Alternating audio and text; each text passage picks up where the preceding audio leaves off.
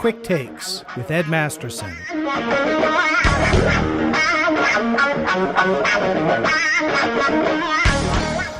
I suppose you could blame it on the playback equipment. People have inferior playback equipment. The recordings they did in the 70s will play, or it actually, since the 70s, I probably shouldn't pick on the 70s, the 80s were pretty bad too. They had this thing called the loudness war. That's what this was about. If they compress the recording, people with the lower quality stereo can turn it up louder because there's no real peaks that'll jump out and blow the system, blow the speakers or stress the amplifier. So they compress it, and then the whole thing can be turned up louder because you know how loud it'll be. That compression means that the sonic span between the loudest sound and the quietest sound that you could hear at the same time, it shrinks. That compression shrinks that, and like I said, that could be an advantage on the old lousy stereos, but these days, please give us all that dynamic range that we can have. Yeah.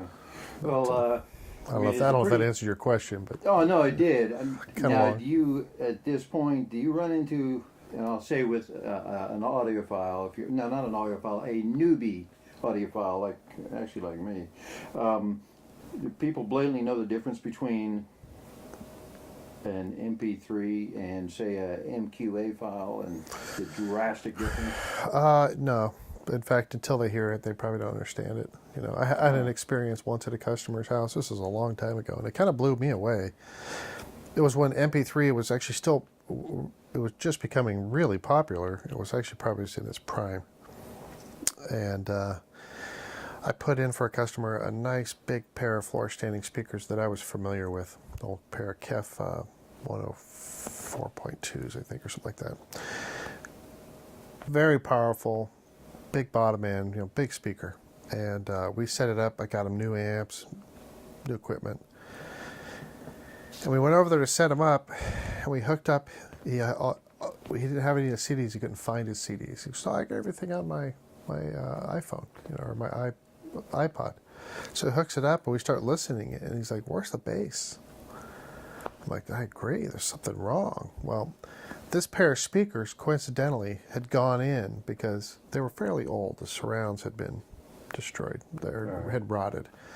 And so we actually sent them in to KEF and had them, repaired, or somebody repaired them for us. And I was concerned that was done wrong.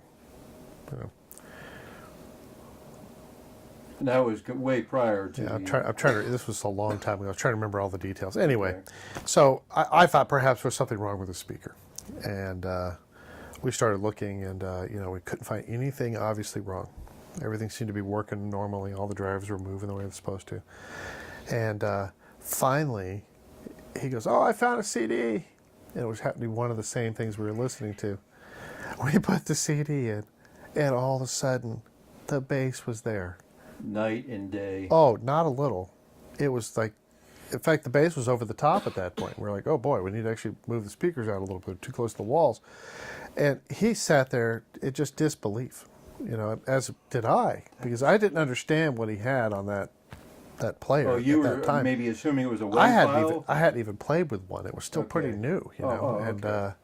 I didn't really know what they were doing with the stuff they were putting on there. I mean, I understand that it was understood as being compressed, but right. I didn't really know what that would do to the sound. I'd spending time with it, but you see how far back that was. Anyway, wow.